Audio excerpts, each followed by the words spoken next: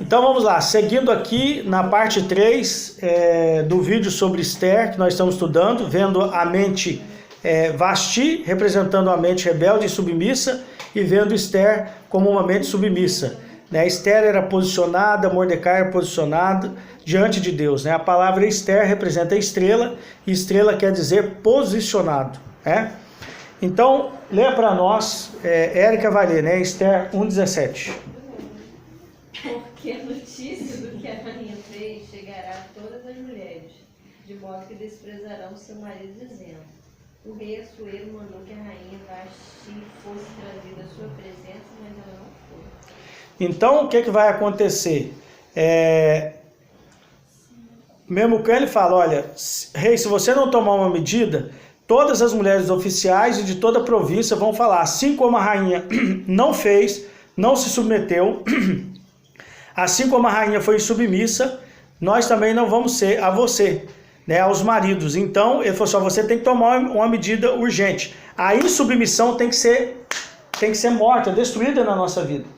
Então, a insubmissão da nossa mente não pode ser cultivada. Mulheres, vejam os homens como o senhor da casa. Eu aprendi uma coisa, se o arroz queimou, não é culpa da esposa.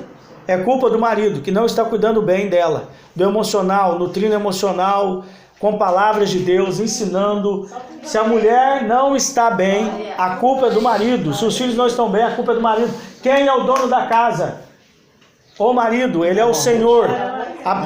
Eu fui pegar essa palavra aqui no hebraico, que a palavra Baal é Senhor, dono. Marido é dono. Então isso é sério, Mas vamos voltar lá. No hebraico é Baal. Então a mente, nós vemos aqui então Vasti como essa mente que não é submissa. Agora vamos para o capítulo 2 de Esther. Vamos lá para o capítulo 2. Nós vamos ver que a Esther... Nós vamos ver aqui no finalzinho do 2 que Assuero, ele divorciou, Assuero, capítulo 2, Esther, capítulo 1, vai dizer claramente que o rei edita um decreto, e ela não mais vai comparecer na presença do rei. Esther, capítulo 1, no versículo 19 e no versículo 20, Então foi editado um decreto, e então a rainha Vasti não era mais rainha do Império Medo-Persa, não era mais a rainha de Assuero. Ele divorciou dela. Então a mente submissa, nós temos que divorciar dela. Não quero mais. Nós temos que nos divorciar da insubmissão. A nossa mente precisa submeter a Cristo, ao que Cristo ensinou. Está escrito na palavra que nós devemos perdoar 70 vezes 7. 70 vezes 7 representa os 490 anos proféticos, até a vinda de Cristo. Nós temos que perdoar a nossa esposa, os nossos filhos, o marido, os nossos irmãos, o nosso vizinho, 70 vezes 7, ou seja, até quando Cristo retornar. Perdão ilimitado, porque Deus nos perdoou de forma ilimitada e infinita. Então, o que é uma mente submissa, Felipe? Não, alguém me ofendeu, rapidamente eu perdoo. Rapidamente, imediatamente. Isso que é um filho maduro, ele obedece imediatamente o que Jesus ensinou. Não podemos ficar ofendidos, mas imediatamente tratar o nosso coração, a nossa mente e falar, não, eu perdoo. Jesus disse, Pai, perdoa porque eles não sabem o que fazem. Estevão, que era um discípulo de Jesus, um filho maduro em Atos 7, ele olha, quando está sendo martirizado, eles estão jogando as pedras, E Estevão, ele olha para o céu, vê os céus abertos, vê o Pai, vê o Filho à direita do Pai, aliás, vê o Filho à direita do Pai. E ele diz, perdoa porque eles não sabem o que estão fazendo. Perdão imediato, coração perdoador. Então nós temos que ter essa mente submissa. Maridos e mulheres, teve uma discussão, teve um problema em casa, rapidamente resolvam. Tristeza demais cega a mente, cega o entendimento, e você vai deixar de ouvir Jesus, de ouvir o Espírito. Você vai ler a palavra e não vai entender. Marido, teve uma discussão com a esposa, resolve rápido. Filhos, teve uma situação, pede perdão rápido para os pais. Pais, erraram com os filhos, pede perdão rápido. Não cultive a tristeza. Não cultive a tristeza. Isso vai impedir você de ver o Senhor. Então agora no capítulo 2 de Esther, nós vamos ver que os sábios vê que Assuero ficou triste depois que a ira passou, e aí ele fica sentindo falta de uma rainha.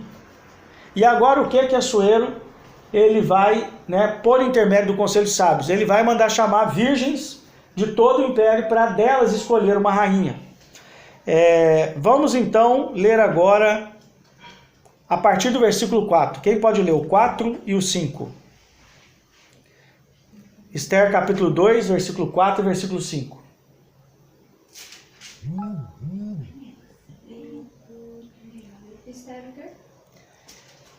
Esther capítulo 2, versículo 4 e versículo 5.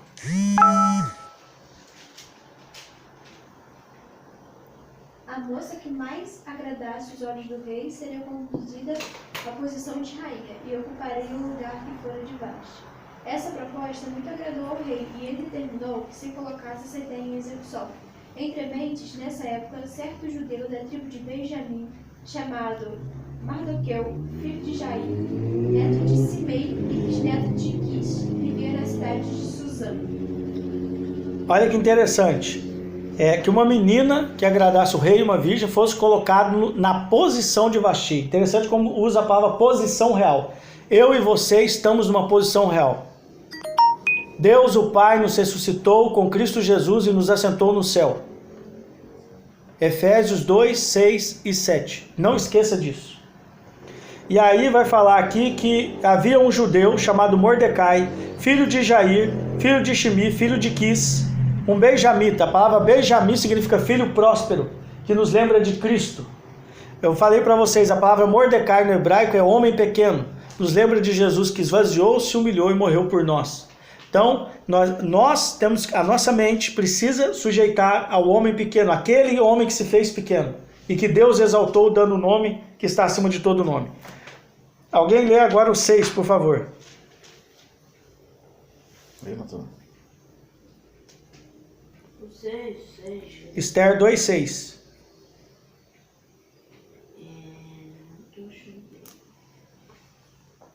E que fora exilado de Jerusalém os que foram deportados com Jeconias, e de Judá por Nabucodonosor e da Babilônia. Agora o 7. Ele criou Radassa, que é Esther, filha de seu tio, pois ela não tinha pai nem mãe. A jovem tinha um corpo bonito e aspecto agradável. A morte de seu pai e de sua mãe, Mardoqueu adotaram como filha. Então nós vamos ver aqui em Esther capítulo 2, versículo 7, que Mordecai era primo de Esther. Ele adota Esther porque os pais dela morreram. Ela era bonita e quando o rei fez esse edito, então ele fez com que ela participasse, desse concurso para se tornar rainha, vamos dizer assim, Então Mordecai, ele adota Esther, E vai nos lembrar que Jesus foi adotado por José. Vai lembrar que nós, conforme Romanos 11, fomos adotados, recebemos o espírito de adoção. E que pessoas posicionadas são aquelas que têm o espírito de adoção sobre elas. Nós estamos numa posição real. Olha agora, gente, presta atenção nesse texto.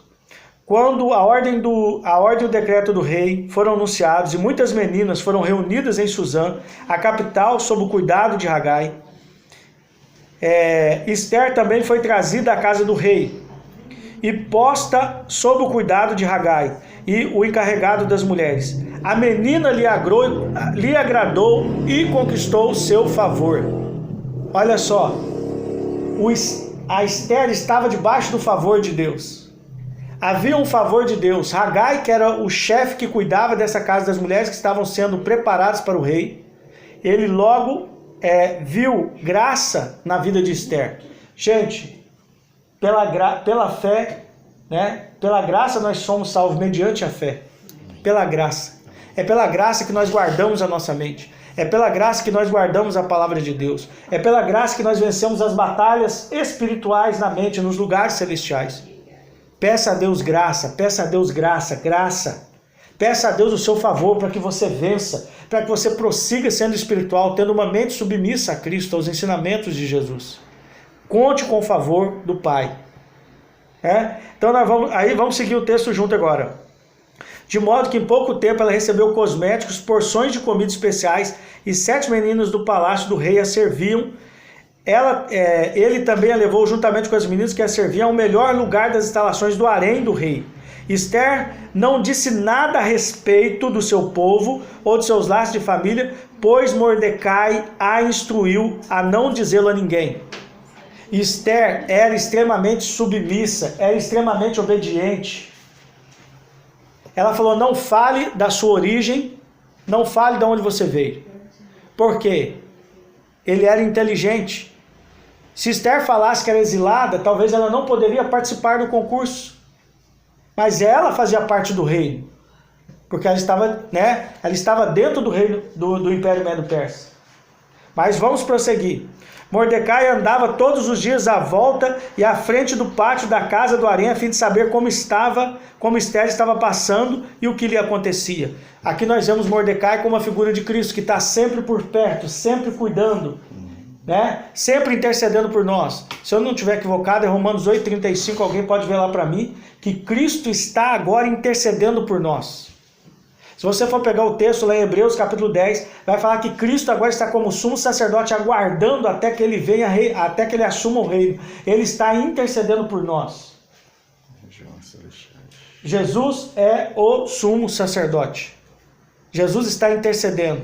Nós vemos Mordecai aqui, com essa figura de Cristo. Sempre estava lá todos os dias. Vai falar aqui, Mordecai andava todos os dias. Todos os dias estava lá para ter notícias de Esther. Cristo está intercedendo por nós. A palavra de Deus é muito clara. Ele é o nosso sumo sacerdote que intercede por nós à direita do Pai. Pode falar. Será que ela não fez? Oi? Sim, quando eu usei a palavra concurso, gente, eu quis dizer o seguinte, que houve um decreto do rei. Mas aqui está falando que Mordecai a enviou, não? Vamos falar aqui, foi anunciada.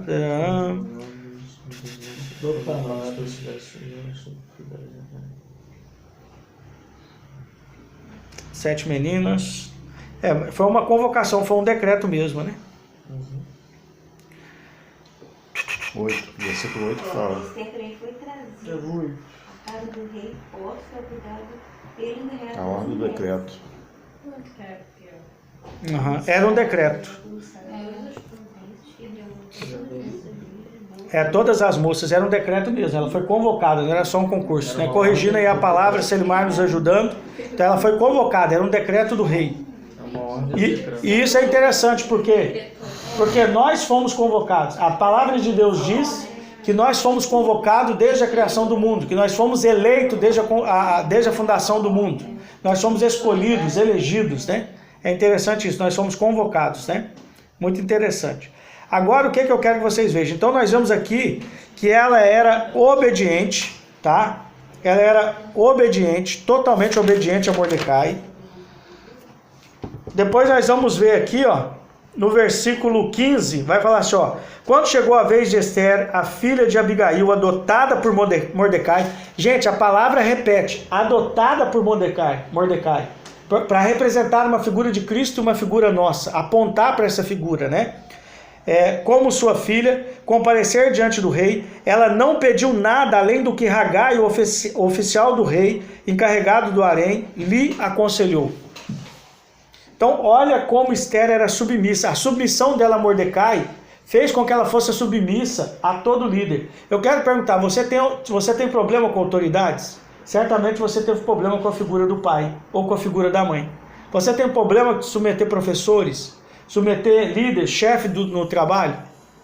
Esther não tinha, porque ela aprendeu que honrar a pai e mãe. Quando a pessoa aprende a honrar pai e mãe e vê o pai e mãe como autoridade, ele vai levar isso para fora de casa. Paulo diz que nos últimos dias os homens seriam desobedientes a seus pais. Por isso que não obedecem polícia, juiz, por isso que não obedecem os idosos, as pessoas mais velhas, por isso que desonram as pessoas fora da casa. Porque o respeito, a obediência às autoridades nós aprendemos dentro de casa. Então vamos lá, aqui mostra que ela era extremamente obediente. Ela obedeceu o rei, ela obedeceu a esse oficial do rei, que era Hagai, né? Ele falou, olha, não pega nada, não peça nada quando se apresentar ao rei. Você vai poder levar qualquer coisa, mas não peça, e ela obedece, né? Ela não pegou nada do que não deveria, não pediu nada do que não deveria pedir, né? Então vamos seguir. 17. O rei gostou mais de Ester que de qualquer outra suas mulheres. Nenhuma outra virgem obteve tamanho favor. Olha a palavra que o Espírito Santo escolheu. É a segunda vez no capítulo 2 que vai aparecer a palavra favor, né? Favor sobre a vida de Ester. Ele chega a falar que no versículo 15, se a gente voltar no final do versículo 15, contudo Ester causou admiração em todos os que a viram. E agora aqui no 17, vai dizer que ela alcançou tamanho favor e aprovação diante do rei. Por isso ele pôs a coroa real na cabeça dela e a constituiu rainha no lugar de Vasti. Ester era uma judia, posicionada diante de Deus, temia a Deus, obedecia ao seu pai Mordecai. Ela era uma pessoa posicionada. E por isso o favor do Senhor estava sobre ela. Eu e você, querido, que estamos aqui nessa noite, você que está nos ouvindo na internet, você que já creu na pessoa de Cristo e tem Cristo como Senhor, você que já nasceu de novo, você tem uma posição real. Não se remova dessa posição, antes submeta a sua mente, transforme você pela renovação da sua mente. Creia no que a palavra diz a seu respeito, não no que as pessoas dizem, não no que o inimigo diz sobre você, mas no que a palavra de Deus diz a seu respeito. Você é um filho de Deus, você é um sacerdote, você foi convocado para reinar com Cristo, você está sendo esticado e desenvolvido para reinar com Jesus.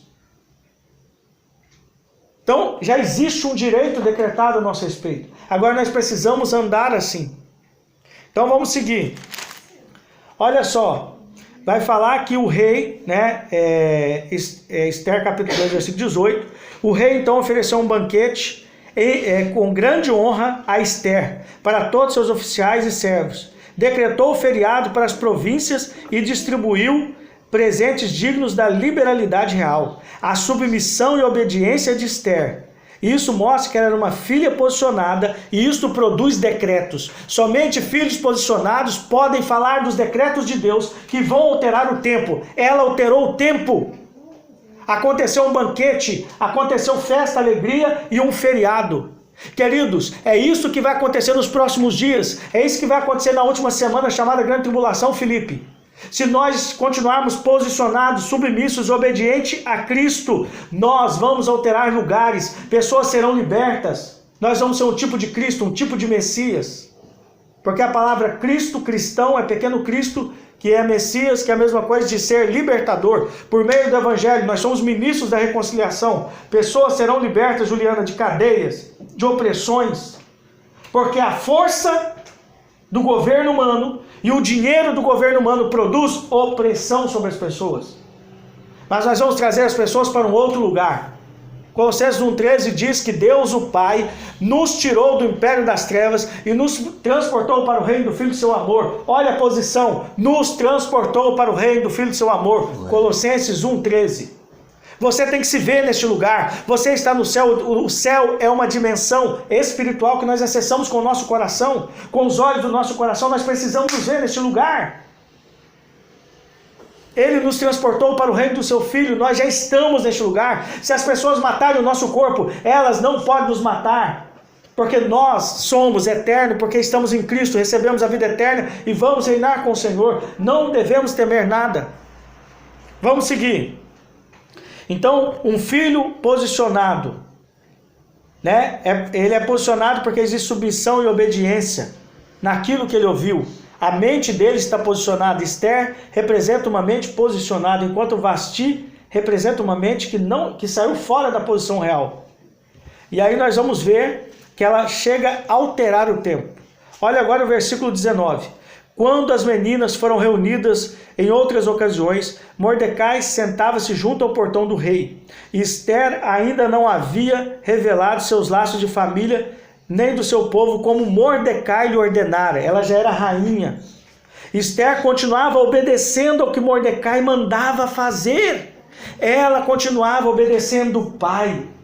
submissa. Nós, como filhos posicionados, devemos continuar submissos e obedientes a Cristo, obediente à palavra, obediente à voz do Espírito. Amém. Olha o que vai acontecer. Do mesmo modo que ele cuidou dela. Em uma dessas ocasiões, quando Mordecai estava sentado junto ao portão do rei, 2 dos oficiais do rei, Bigtã e Teresh, do grupo encarregado das entradas particulares, ficaram irados e conspiraram para assassinar o rei Assuero. No entanto, Mordecai ficou sabendo disso e contou a rainha Esther. Ela contou a notícia ao rei, dando crédito a Mordecai. Isso ficou registrado no livro da vida de Assuero, nas crônicas do rei. O assunto foi investigado e mostrou-se verdadeiro. Os 2 homens foram pendurados em postes. Tudo isso foi registrado no diário mantido com o rei, os livros de crônicas, né? Agora vamos entrar pelo 3. Quantas horas aí? Quem me informa as horas? 9h13. 9h13. Então vamos prosseguir mais um pouquinho. Podemos mais um pouquinho? Vamos lá? Algum tempo depois, o rei Assuero começou a reparar em Amã. Gente, sabe o que significa a palavra Amã no hebraico? Magnífico.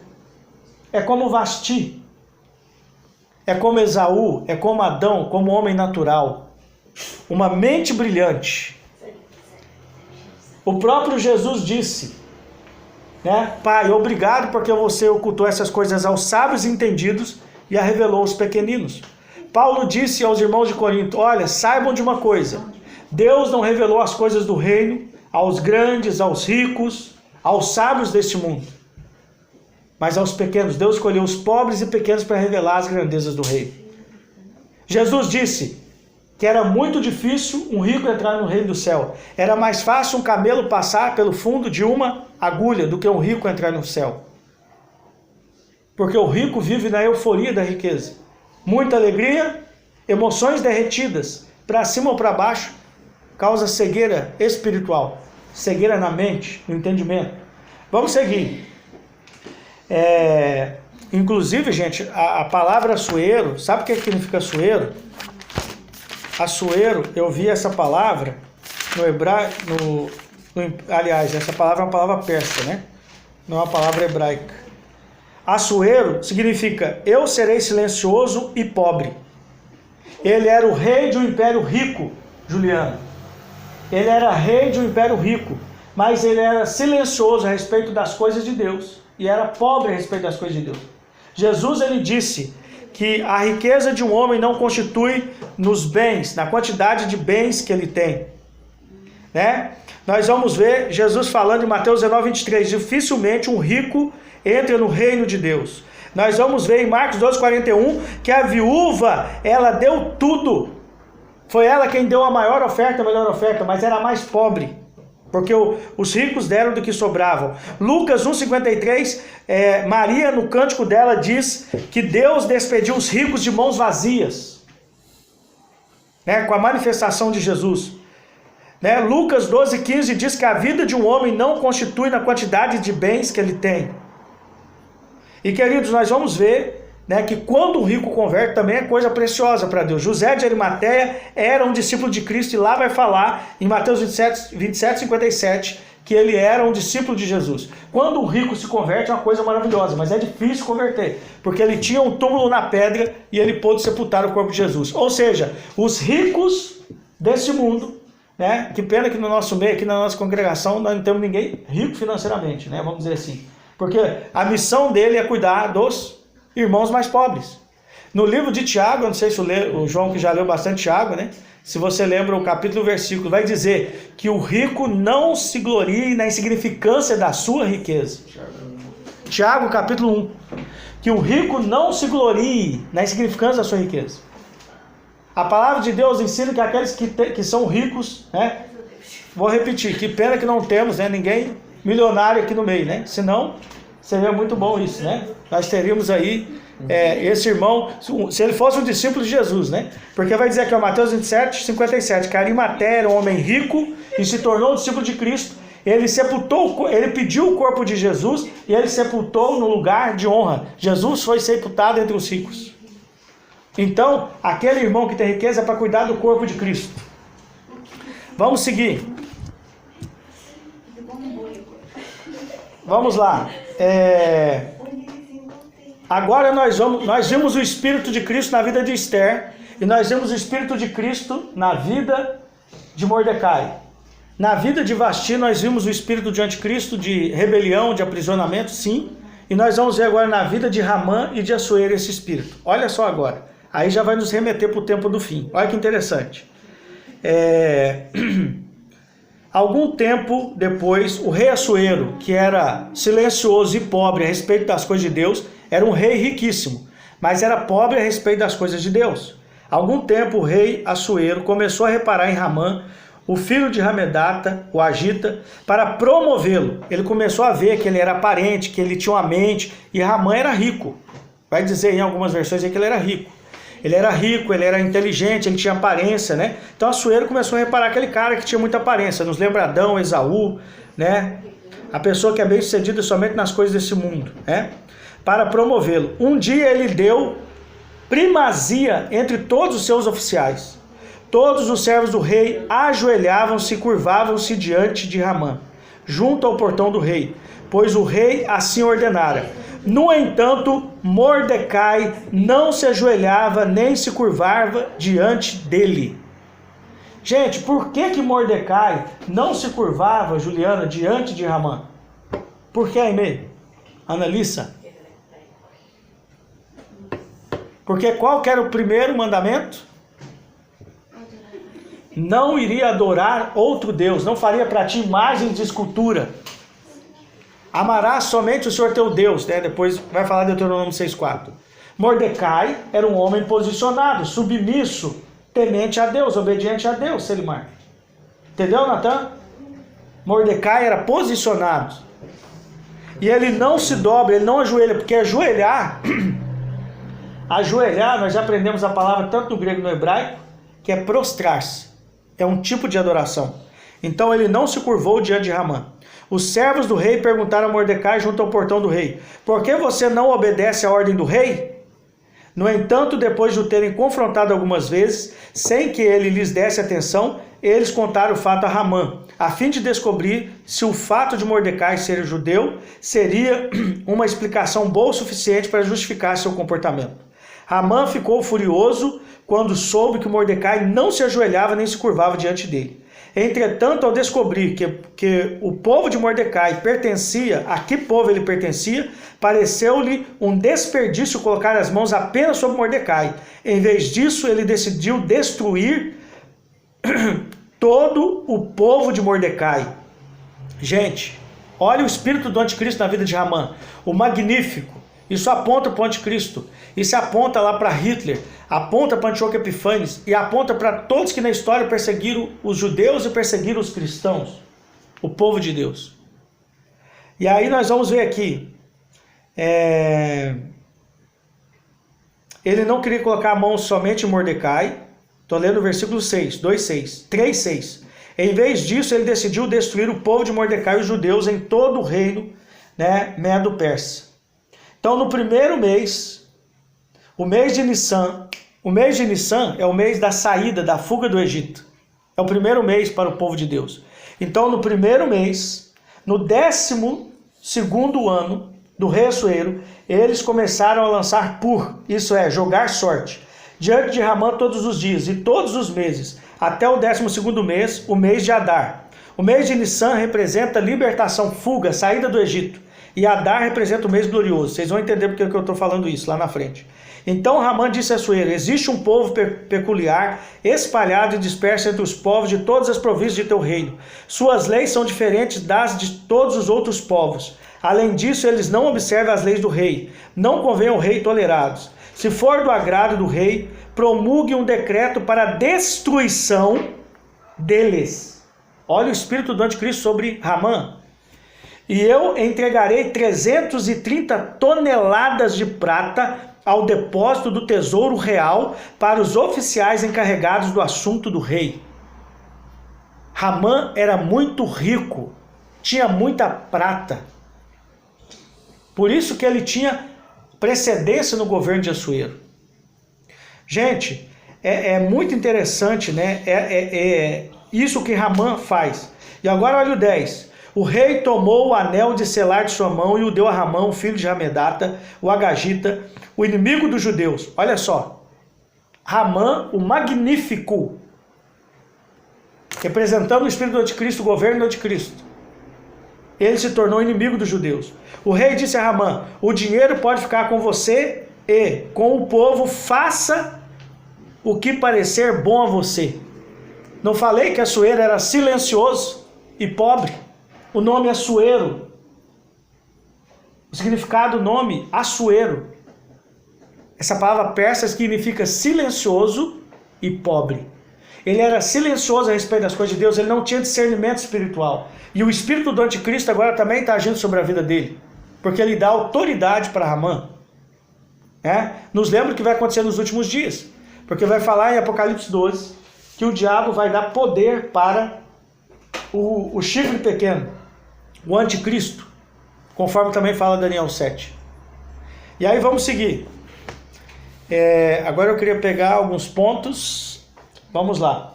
Agora vamos para o versículo 13. Vai falar assim: cartas foram enviadas para destruir e matar os judeus. Tá? E essas cartas foram escritas no 13º dia do primeiro mês, um dia antes da Páscoa dos judeus. Porque a Páscoa dos judeus é no 14º dia do mês de Nissan, do primeiro mês.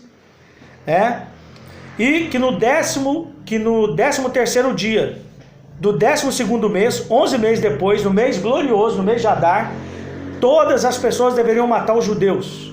Agora imagina o que foi esses 11 meses para os judeus, de opressão, de tristeza, de angústia, como eles foram oprimidos por Ramã, o homem magnífico, como eles foram oprimidos pelo Império Medo-Persa, que representa força e dinheiro.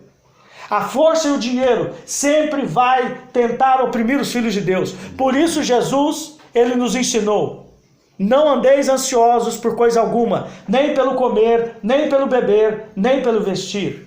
Sabei que o vosso Pai Celestial vos dará todas essas coisas. Não seja como os pagãos que têm uma mente preocupada com comer, beber e vestir. Mas Jesus fala em Mateus 6,33, mas buscai em primeiro lugar o reino de Deus e a sua justiça, e as demais coisas vos serão acrescentadas. Essa palavra buscar aí, mas buscai o reino de Deus e a sua justiça, a palavra buscar ali é por meio da meditação, João Kleber, é por meio da meditação do pensamento.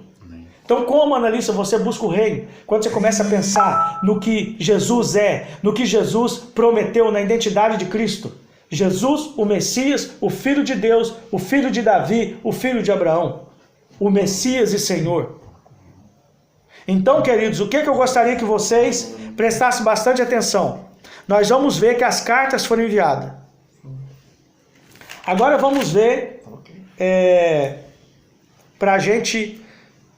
Domingo nós vamos continuar, mas eu vou puxar agora o capítulo 4, versículo 14. Quem pode ler para nós? Pode ler em voz bem alta aí, Felipe, para nós? Capítulo 4, versículo 14 de Esther. Ele vai falar, aqui é uma fala dele com Esther, tá? Mordecai falando com Esther. Pois, se você ficar calado nesta hora, socorro e livramento surgirão de outra parte para os judeus, mas você e a família do seu pai morrerão. Quem sabe se não foi para um momento como este que você pegou a posição de rainha? Então, como Esther era submissa a Mordecai, olha que coisa linda que Mordecai faz. Ele vai falar com ela de toda a trama que estava acontecendo. No capítulo 4 aqui eu não vou ler com vocês, depois vocês lêem em casa, nós vamos retomar domingo. Ele vai falar: olha, nós estamos sendo perseguidos, eles mandaram carta para matar os judeus, você também é uma judia, o rei vai ficar sabendo, Ramã vai ficar sabendo e você também vai morrer. Agora, será que não foi por causa disso que Deus colocou aí, que você está nessa posição real? Agora saiba de uma coisa, Esther, se você não se movimentar em favor do povo de Deus, ele vai providenciar o socorro. Isso me lembra o Salmo 46:1. Deus é o meu refúgio e fortaleza, socorro bem presente na angústia. Mordecai conhecia a palavra de Deus. Mordecai amava a palavra de Deus. Mordecai, o que ele faz? Esther, você está numa posição real. Você precisa fazer alguma coisa. Mas se você não fizer, Deus vai providenciar um socorro para nos livrar o seu povo. E olha a resposta de Esther no versículo 15. Esther mandou essa resposta a Mordecai: vá, reúna todos os judeus que encontram em Suzã e faça-os jejuar por mim, sem comer e beber nos 3 dias completos. Também eu e as meninas que servem jejuaremos do mesmo modo. Então irei ao rei, o que é contra a lei, e se eu perecer, pereci. Então Mordecai voltou e fez tudo o que Esther lhe ordenou fazer. Aqui nós vemos Esther de novo como um tipo de Cristo, porque ela abre mão da própria vida e nos lembra de Lucas 14:33. Aquele que não odiar mãe, pai, mulher, irmãos, filhos por amor a mim, aqueles que não aborrecerem, aqueles que não se propõem a serem odiados, a melhor palavra é aqueles que acham que não podem ser odiados, né? Ou aqueles que aceitaram ser odiados por minha causa, odiados do seu pai, da sua mãe, dos seus irmãos e tal. Esse é digno do meu reino, aqueles que aceitarem ser odiados. E depois vai falar lá, né, que aquele que quer ser discípulo deve calcular o preço. Esther, que era como uma discípula, olha a posição de Esther. Se eu perecer, pereci. Ela abriu mão da vida dela, nos lembrando como Jesus fez, como nós devemos fazer. Nós devemos abrir mão da nossa própria vida. Então, queridos, eu queria parar aqui. Nós vamos voltar no capítulo 4 para a gente ver mais sobre essa história, o posicionamento de Mordecai, o posicionamento de Esther, e vamos seguir no capítulo 5 e nós vamos ver agora figuras do tempo do fim. Como eu já falei para vocês, né, nós vamos ver claramente que Ramã representa, né, como se fosse um tipo de anticristo e também Assuero. E Esther e Mordecai, nós vemos uma igreja posicionada, um povo posicionado, como se Mordecai representasse a nação de Israel e Esther representasse a igreja no tempo do fim. Se posicionou, né? Posicionados. Então, nós sabemos que o fim está aproximando. O fim e o início da era messiânica. O que nós temos que fazer? Continuar posicionados. Trabalhando a nossa mente. Trabalhem a vossa mente. Preparem a vossa mente. Que a nossa mente seja submissa a Cristo. Então, ficamos aqui, né, com esse vídeo. Essa é a terceira parte. E domingo a gente continua com a quarta parte. Shalom a todos.